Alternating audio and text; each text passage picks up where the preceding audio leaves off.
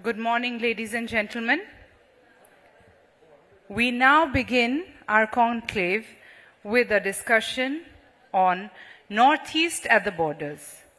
Dynamics are fast changing, and the Northeast stands at a unique crossroads with Bangladesh, China, Myanmar, and now Nepal. Our esteemed panelist comprises of Lieutenant General Rana Pratap Kalita.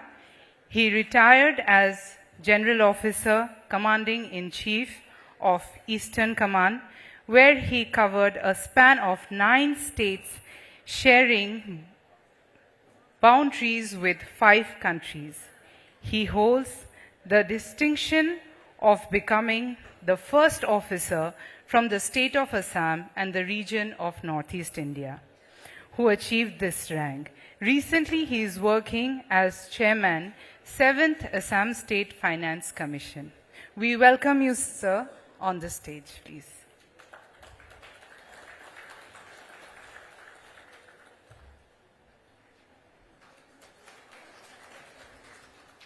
Mirza Zulfikar Rahman, Program Coordinator and Research Associate of a German think tank, an expert on cross-border dynamics. His research specialization is on border studies in Northeast India and transboundary water sharing and management issues between China, India, and Bangladesh. We welcome you, sir, here on the stage. With a round of applause, please. We have our third panelist who is still has not arrived yet due to, he has come? Okay. Dr. M. Amarjit Singh, Director of Northeast Studies and Policy Research, Jamia Millia Islamia, New Delhi. We welcome you, sir, to the Conclave 2025. This session will be moderated by Mrinal Talukdar, Consulting Editor, Pratidin Time. It's time for felicitation. Please can we have the mementos and gamusa on stage.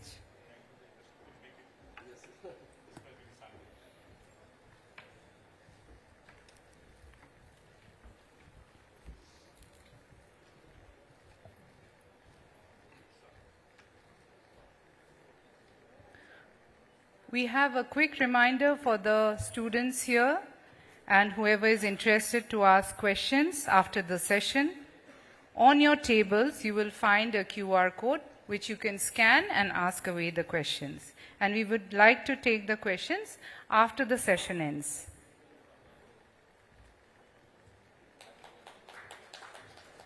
Over to you, Mrinalda.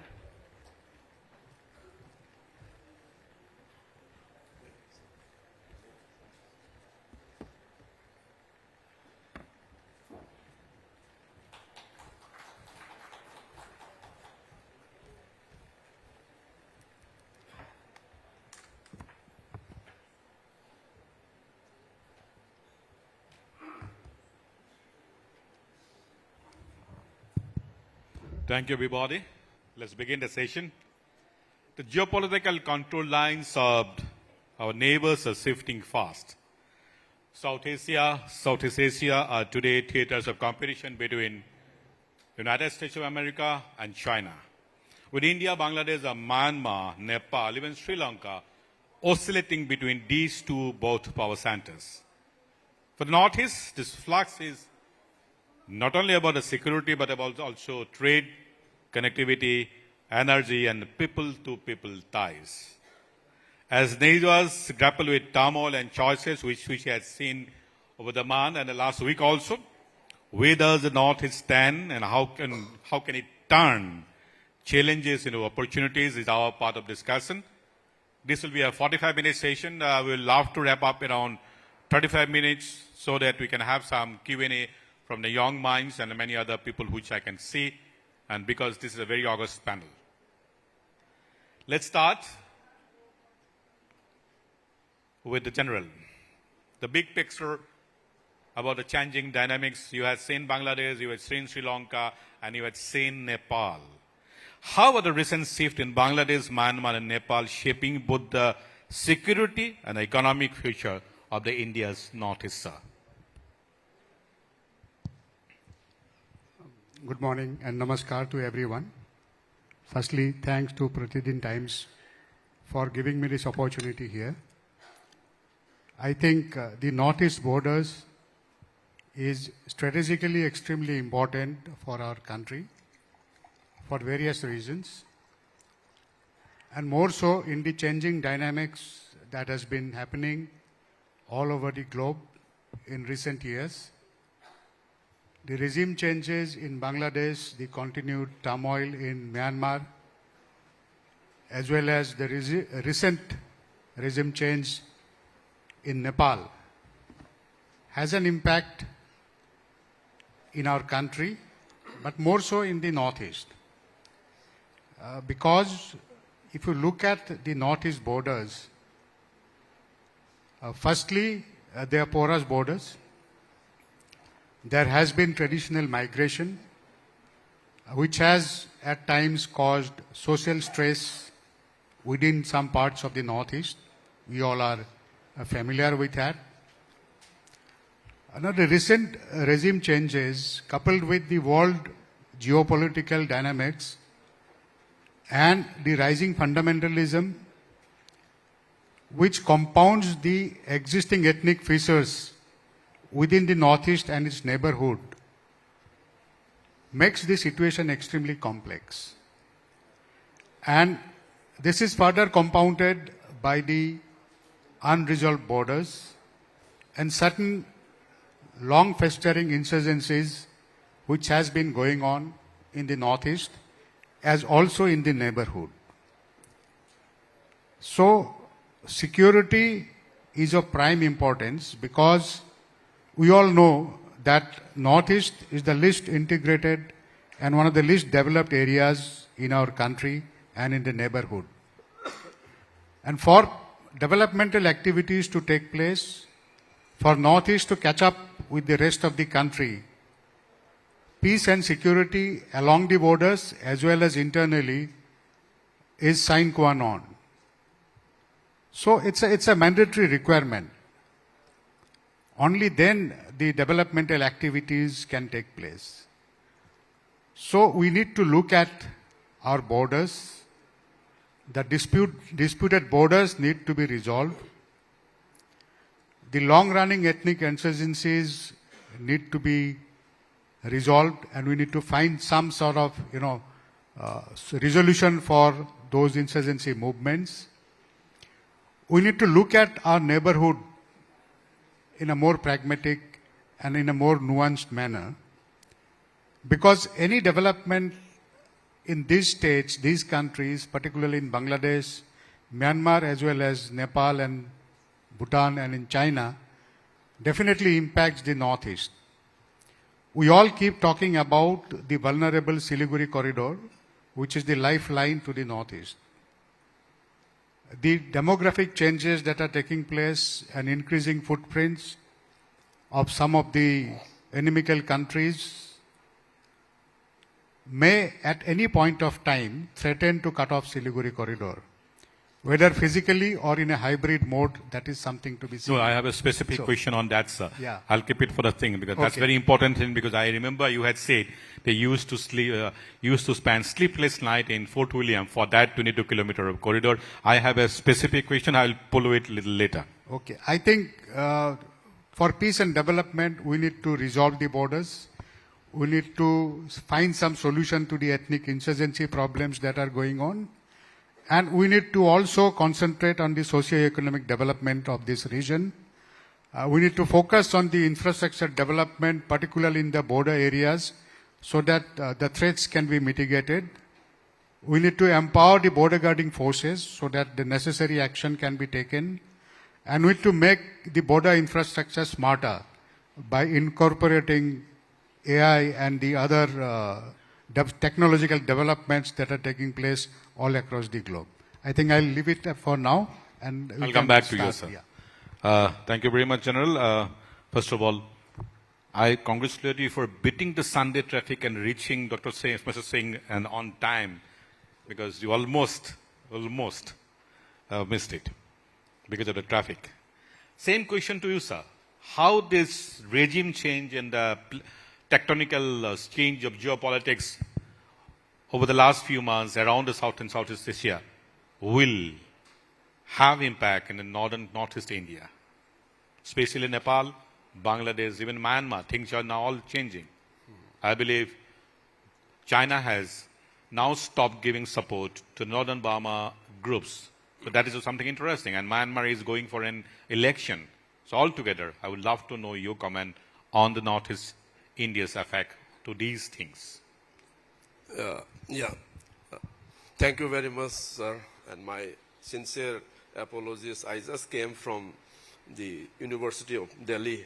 So I live near the university. So I thought that I will take only just half an hour, but it took almost 1 hour. So that was the problem. So it's a very relevant question because the Northeast, the states of the Northeast being surrounded by various countries. So there are international borders.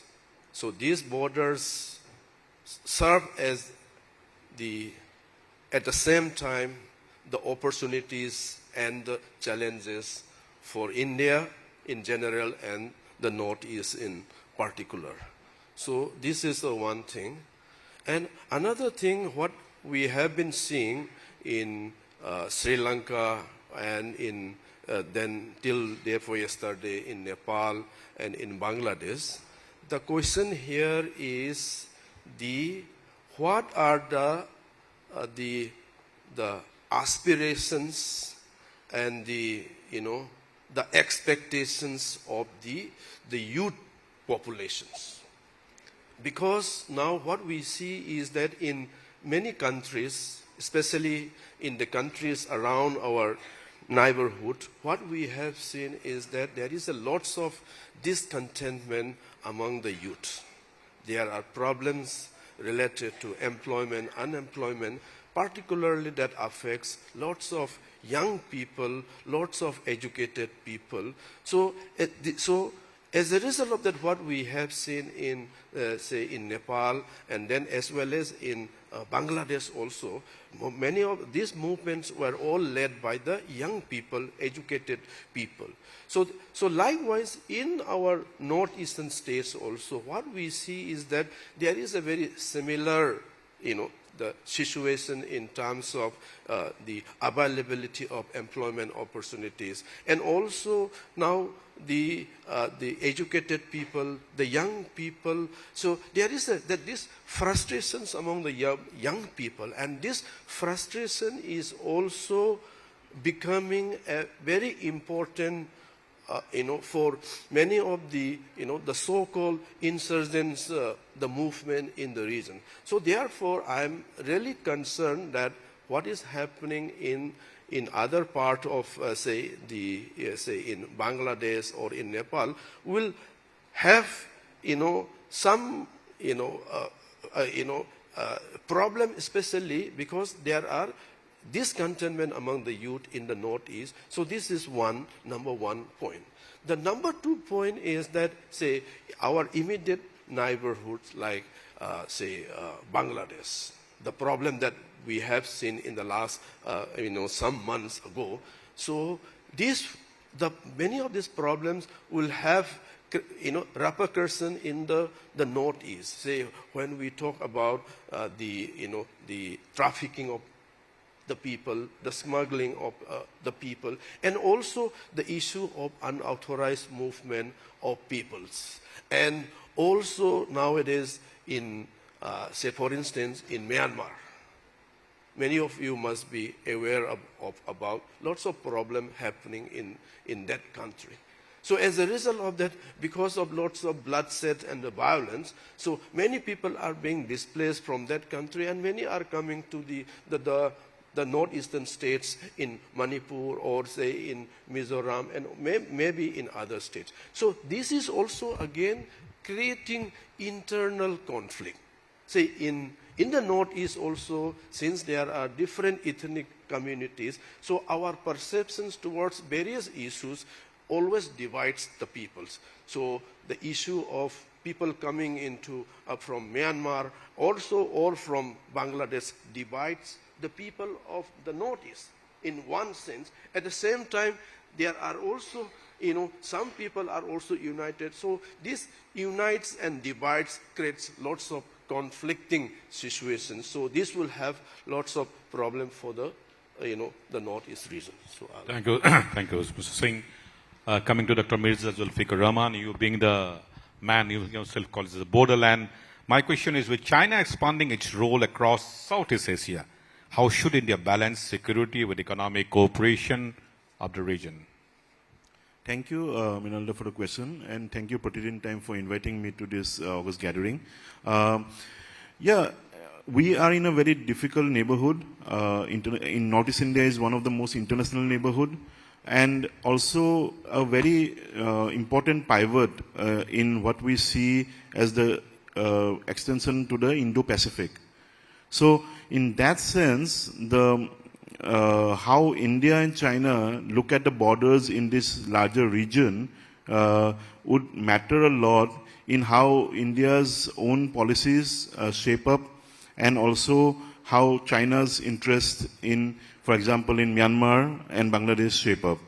We have seen a lot of transformation in the past few years within Northeast India in terms of connectivity, in terms of development, but a lot of this connectivity and development would not mean anything if it cannot open up to the proximate neighborhood. We see a lot of problems that we also, in terms of Myanmar, the conflict situation in Myanmar, and the conflict situation in Bangladesh, which is actually preventing us from meaningfully opening up the borders, while China has been able to actually do that in some ways in Myanmar and Bangladesh.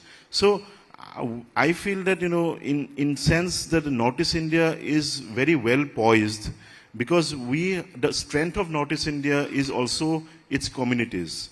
And we should not see the communities as, kind of isolated, but we are connectors to the larger international neighborhood.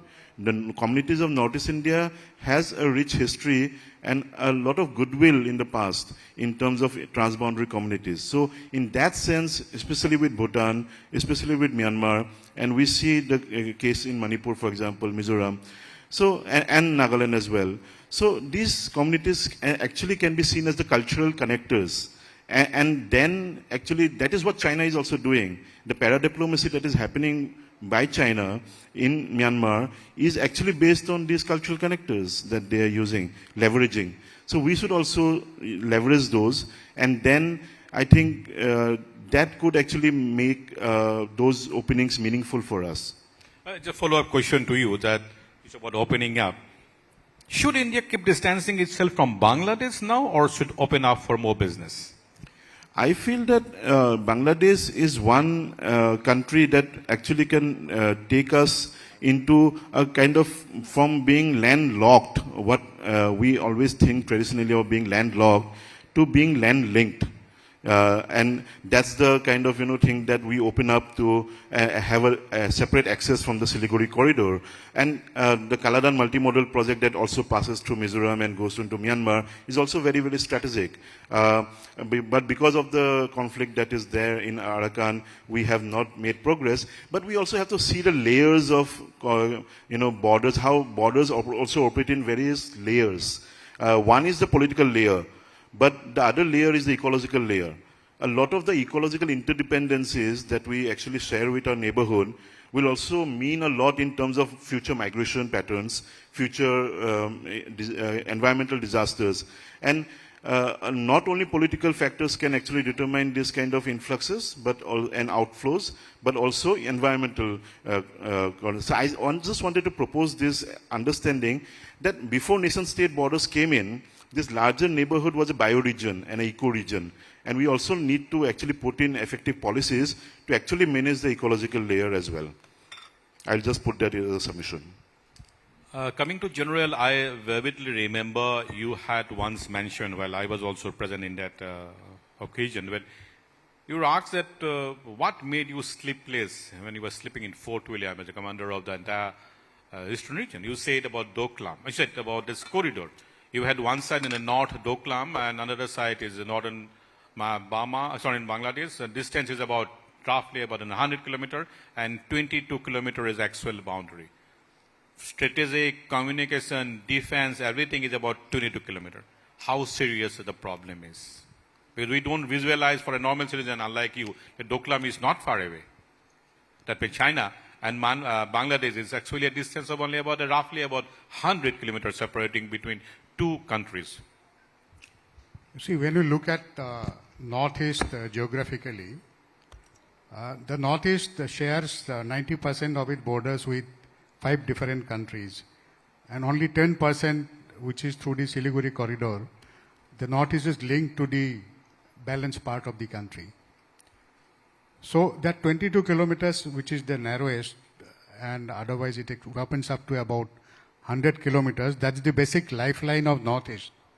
Just to put some figures, on a daily basis, there are about 11 to 12 lakhs of vehicles which goes into Northeast through the Siliguri corridor and raising a revenue of about 142 crores per day.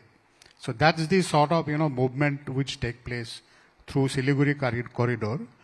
And the alternate connectivity which we are trying to establish, whether through Myanmar by the Kalatan multimodal transport project, or through Chittagong port and then to Akhura and connecting towards Tripura, through Bangladesh or through Myanmar, are largely dependent on the situation in Myanmar and Bangladesh, which in the present circumstances is not at all conducive. So these alternate routes not having opened up, Siliguri corridor is extremely important to us because, and if we see the increasing footprints of China all around the narrow Siliguri corridor, in 2017 there was a 73 days standoff between Indian and Chinese forces at Doklam. Primarily, the Chinese forces were trying to come sudden towards closer to the Siliguri corridor. We also see a lot of developmental activities in garb of infrastructure development in eastern Nepal, particularly in Koshi-Mesi corridor. They are creating Japak economic corridor where a lot of Chinese presence is there, which just is located north of the Siliguri corridor. Even in northern Bangladesh, which is the southern part of the Siliguri corridor, we find in Rangpur division, there are increased, Chinese infrastructure projects that are being undertaken. After the regime changes, we also heard that Second World War vintage airport, that's Lal Monir Hat, which is hardly any distance from the Siliguri corridor, being handed over to Chinese for development by the present Bangladeshi regime.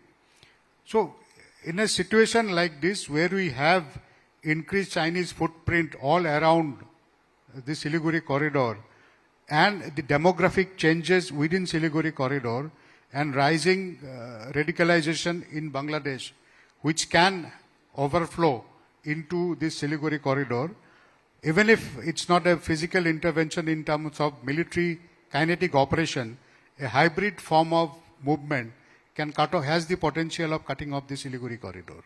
So that's the biggest threat, I think, which we need to be cognizant of, and we need to take certain measures to circumvent and how to address this particular issue. Is it true, sir, that enemy country like Pakistan are sending their top intelligence officer to the Rangpur division, or the Bangladesh army actually hosted them? Is it true? Yes, of course. We also saw this in the media report. Initially, there are certain high-ranking officers who had come, which included some of their ISI officials. They had come and visited Rangpur division, as also they had come to somewhere near the Cox's Bazar. That's a cantonment which is known as Ramukant, which is in the which looks after the area in the Bangladesh-Myanmar border. So we saw their presence. Obviously, increased Pakistani presence or influence in Bangladesh cannot be in India's interest. It has to be in contrary to that. So that remains a threat. What sort of...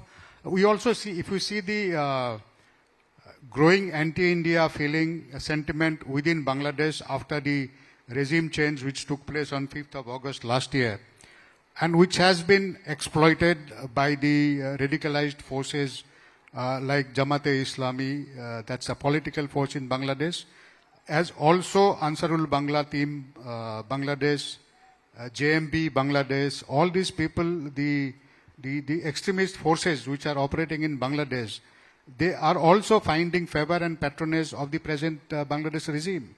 So this doesn't augur well for us at all. And on to top of it, we have ISI officials and high-ranking Pakistani armed forces officials coming and hobnobbing with the Bangladeshi forces. So obviously, that would not be in interest of our country. Let me contextualize about the 22-kilometer. It's just visualize, if you are from Guwahati, from Chanmari to the airport Borjar, that is about 20-odd kilometer. That's the difference. That's the exact distance of the area, that corridor. At one side, you have two enemy nations actually in the opposite side. I'm tempted to ask another question about this and the situation. Do you see some sort of an improvement of the ties with China, or can China be trusted even if we have a very bonhomie or good things when Prime Minister Modi had recently visited Shanghai? So in that case, you talk about the Fishtail region, that side, one long side, or in Blue Climb side. Do you see some sort of a change on tactics, or can you trust them?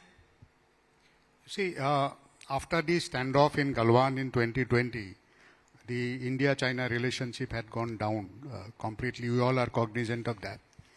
But in October 24, the last of the areas, those two of the disputed areas, the things were resolved. And thereafter, there has been a thaw in the India-China relationship. And with recent visit of Prime Minister Modi to Tianjin to attend the SCO summit, as also the recent special representative meeting which took place between our NSA Doval and their Foreign External Affairs Minister. So there has been an upswing in the relationship as far as India and China is concerned. But what China has done consistently is they have created infrastructure and they have created areas of influence all around us. So the basic requirement which is needed in case of any possible conflict are being created. Intent may change anytime. So the infrastructure is there, that has been created. Though there is an upswing or a thaw in the relationship, improvement in the relationship, we never know what's going to happen tomorrow. So that threat would continue to remain, and we need to be cognizant of that, and we need to have our own powders dry as well. If they have the infrastructure that side ready, what about our side, sir?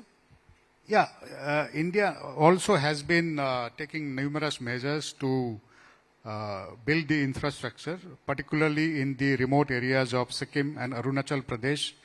There has been a lot of focus on development of infrastructure, and which includes improving connectivity in terms of roads and even railways. Recently, all the capitals, there is a project of connectivity, providing connectivity to all the capitals of the northeastern states. In addition to the road connectivity, there is increased focus on things like data connectivity, mobile connectivity, as also the vibrant border villages program, which has been initiated by our country, basically to ensure that there is no migration of our own population from the border villages towards the plain looking for livelihood, so that the border villages continue to remain occupied. So there has been a lot of focus. We all know that Sela Pass has been opened up. So infrastructure-wise, I think we are okay. And as far as defense wherewithal is concerned, it's not 1962 anymore. Things have changed. And Operation Sindoor has proved the capabilities of the Indian Armed Forces. And I think the nation has full confidence in the capability of Indian Armed Forces to withstand any sort of threat that is posed against our national security. Thank you, sir. My next question, Next question is, Mr. Singh, Recently, I had seen in the media reports, Reuters report, where it says that China has assigned work, officially assigned work for the improvement of the old Lidu road, that old steel wheel road, Lidu, Baoshan, basically a connectivity between Lidu to Baoshan via Mishina. Going by the Chinese standard of work and their activities, you can very easily set it in 2 years down the line, road from Baoshan, Mishina to Lidu will be through. And we had seen their work. So the question is, are we ready for that? Yeah, thank you very much, sir. I have been to Myanmar many times, and I have been to many of the projects where China has been implementing in various parts of Myanmar, especially when it comes to the border trade and also the construction of highway, east-west corridor, and so on and so forth, and also interacted with the Indian officials as well as the Myanmar officials. And as Sir has also mentioned about, now you see what is happening in Myanmar when we talk about the project which are being sponsored by China. Many of these projects in China are, the completion rate, in terms of, many of the projects, could complete in very, carried out in a good pace.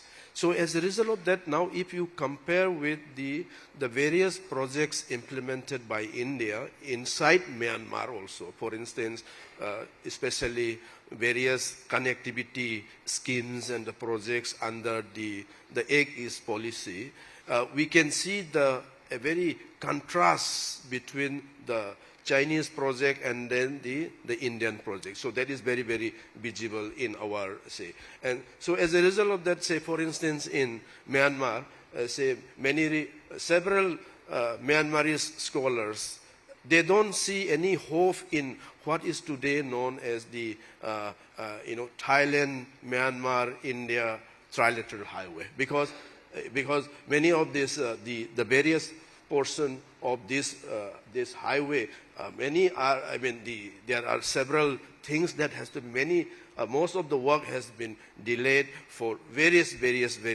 reasons. So as a result of that, when it comes to various developmental project, strategic project inside Myanmar, if you compare with China, with that of India, so I think, as many scholars have also written, that the China has gone far ahead. And now, say for instance, when we talk about the border trade, say border trade between Myanmar and India, or say the trade between Myanmar and Thailand, and then the Myanmar and China, the way this trade has progressed, it's like a very modern day, the trade that they have already established in those borders. But it is not so in our case. Say, let's say in Manipur, that More, the trade hardly exists there, except for some informal trade here and there. Same is in the case of Mizoram. So therefore, we need to learn a lot from and another thing that which I observed is that, because you see, the perception of the Myanmarese intellectuals and officials towards China and India is also very different. So this is also which we observe whenever we go to Myanmar for field work, when we visit. So this could be for many other reasons also. This is number one, and as Har has also highlighted, say in the case in our side of the border, various developmental activities, border area development programs, which has been going on for a number of decades. So, and some of these projects are taken up by BRO, that Border Roads Organizations. And if you look at the Niti Aayog reports, because no one can give their judgment on BRO, but it was the Niti Aayog which has highlighted various loopholes in the functioning of the BRO. So as a result of that, now we have a specialized highway development agency, which is known as the National Highway Infrastructure Development Unit. So these things, but having said that, in Myanmar case, the various development projects, most of in the Indian project, especially when I'm talking about the connectivity projects, the Chinese have gone very far ahead in many of these activities. So coming to Dr.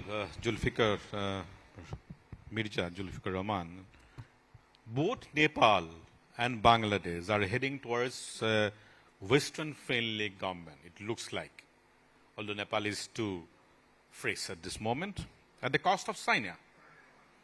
Do you see this as an opportunity or a barrier for India and the Northeast? I'm talking about Bangladesh and Nepal. Looks like they are going for a Western-friendly government. I think that our neighborhood first policy that is in place, that needs to be seen in that context of how we are dealing with Bangladesh and Nepal. A lot of the kind of incidents that have happened in the recent past in Bangladesh, Sri Lanka, Maldives, and also in Nepal, it is somewhat to be said that we have to reimagine our relations with our neighborhood. We can say that we are a kind of a leader of the global south, but before we can actually say that we are a leader of the global south, we also have to show that we are able to actually build upon the traditional goodwill that we have with our neighboring countries. The goodwill was there with Myanmar, with Bangladesh, with Bhutan, it still is with Bhutan, and with Nepal. But that kind of goodwill, how do we really make that the building block of our foreign policy? And that is very, very important in terms of how the visioning happens and how it goes forward. I feel that the need of the hour for India is to actually be able to reimagine the borders and be able to put effective solutions, to be able to lift the border at some point and put the solution and put the border back, because we cannot wish that the borders will go away tomorrow. The borders are there to stay, and we cannot choose our neighbors. But the point is this, that we can really engage with them through meaningful dialogue. And coming to the question earlier on China, I feel that if there is more cooperation between transboundary rivers, between China and India, it could actually have a spillover effect on the boundary dispute as well. And if there is a you're talking about rivers, even transboundary rivers, the Yalong Sangpo Brahmaputra, and also rivers between Nepal and India, between Bangladesh and India, all of these rivers, the dialogue on rivers, the negotiations on rivers can have a spillover effect on bilateral relations, and that also can be an entry point by which we can actually see the ecological interdependencies, build that as a building block for, again, building that goodwill back. You know, Nepal is dependent on India on many layers, not only politically, but also ecologically. So we also have to see those alternative lenses by which these entry points can be explored and build on those building blocks, and then see that, I hope that I'm sure that the goodwill will come back. You know, I'm running out of time, actually. I have one more questions to you before I open up the... I have could see so many questions. I hope I can take it as much as possible. My question to you. China has decided to withdraw. To you, sir. China has decided to withdraw the support to all the northern Myanmar rebels, including, I could see, Hua State, which is basically giving the support to Alpha and others. Also, I could see in the news report when the Prime Minister was visiting that China was lifting curbs on Indian rare art imports. Also could see some kind of news about that India's people, India's expats are trying to reach out to northern Myanmar, the possibility of extracting or quality of tasting the rare art. And you know rare art is so much of importance in EV and all mobiles. Is there something cooking, sir? So many big developments, roads, rare art, lifting, import, carbon, the northern Myanmar's entire all the insurgent force, something is cooking, sir? See, the northern Myanmar itself is populated by or controlled by the ethnic armed groups. So China has an interest in keeping the ethnic armed groups in good humor because the China-Myanmar economic corridor runs through that areas which are controlled by these ethnic armed groups. So whether it is Wa state or Kachin state, or all these areas have got a certain internal dynamics or complexities, wherein we see China not only engaging with these armed groups which are fighting the Myanmari army, they are also in cohort with the Myanmari army as well.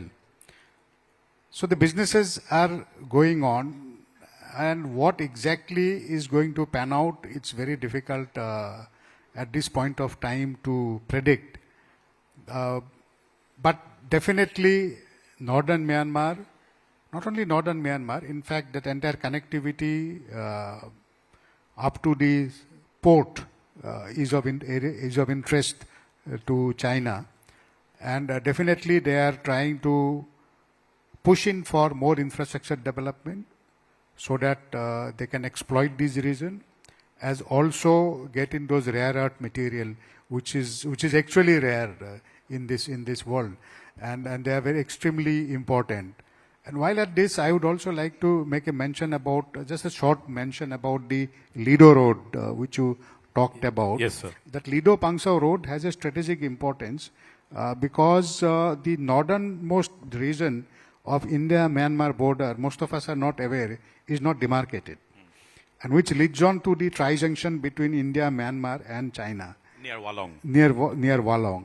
So that's an area. Is this road going to impact and create one more flashpoint between India and China of that undemarcated tri-junction between India, Myanmar and China? That's another area we have to wait and watch. Thank you, sir. We have exactly, my clock says 6 minutes for the session. I have about 18 questions. My technical team will help me to flash those questions. First one is from Abdul. That's with, I think, Abdul Mateen. Can you get it, sir? No. Can you help me? Yeah, Abdul, I can see. You said, sir, from insurgents to narcotics terror, nexus to drone institution, the threat from matrix of eastern border has dramatically evolved. In your assessment, what is the most underestimated emerging security threat in the region, and is for in our current security architecture agile enough to counter it? It's you to. You see, northeastern region, earlier times we heard of the great game being played by British colonial India and Tsarist Russia, keeping Tibet as the frontier zone where the Tibet and Afghanistan, where the great game is being played. A lot of commentators are stating that is there a revival of that great game, and possibly northeast and the adjoining areas, is that the playfield of the great game that is being played by the external powers now, the important powers now. There are several pointers towards this. You know, that's the biggest threat, I think, which poses to the integrity of the Northeast as well, you know. Because the way the regime changes have taken place in Bangladesh or in Nepal, or the internal turmoil in Myanmar, we also hear of, you know, a humanitarian corridor which is being pushed at from Bangladesh to Myanmar. With what interest? You know, is it really a humanitarian corridor, or is it to supply arms and weaponry to the ethnic armed groups or certain interested parties in Myanmar to fight the Myanmarese armies? So that's one area of, you know, concern for us. Can you flash this question from Kallul on the screen? He said, I think sometimes a little technical glitch here. Okay.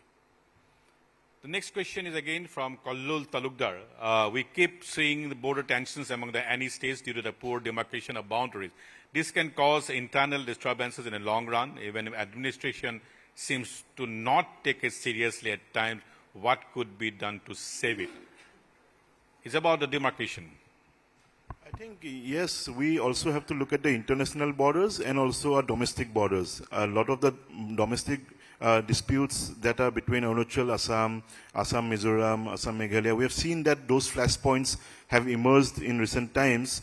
And this can really be a potential disruptor to the integration of Northeast India itself. So I think instead of playing one against the other, I think there has to be a kind of a cohesive kind of a approach towards resolving these border disputes, because these are very historical border disputes as well.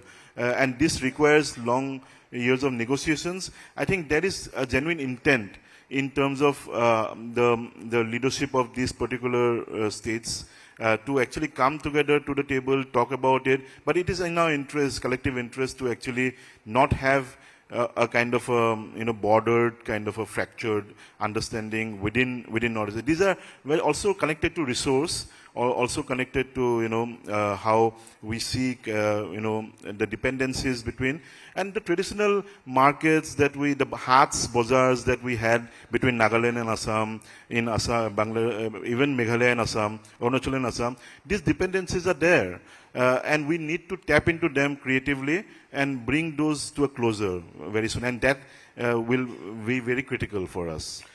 I have 23 more questions, but sorry, my clock says I can only take one more. That is from Safdar. If I can see them in the screen, I don't know. But anyway, Safdar is talking about Professor Singh, by prioritizing trade and tariff with China, especially after the Trump tariff war, is Prime Minister Modi at risk of repeating Nehru's 1962 mistake of trusting China, even amid aggression in Arunachal and other borders regions like we saw in Doklam 2020 standoff? Now, the relationship between India and China is also shaped by various factors. So at the same time, what we have seen is that we have seen lots of maturity in the relationship between these two great nations. So as a result of that, although these two countries are competitors in many fields, and we also try to see these two countries, sometimes we tend to see the two as the enemy, but at the same time, in terms of various other, say, in economic and trade relationship, the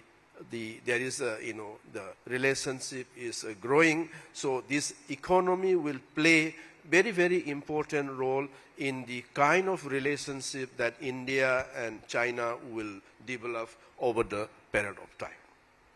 Thank you very much. That's the end of the first technical session. Remember, 3 countries, Nepal, Bangladesh, and Myanmar, are going for election in next 6 months. And we are in the middle of that. 3 neighboring countries, Myanmar, they are going for election. Nepal, the new government has come, and probably an election will be coming in around 4 or 5 months. Bangladesh already has declared the election, so 3 new governments are coming. Don't know what, it's basically a tussle between China and USA. In between we are, so Northeast will remain some sort of in a hot seat for foreseeable future, and I will keep meeting and keep asking, keep debating, keep writing about these issues in time to come. Thank you very much. Thanks, Paul. And now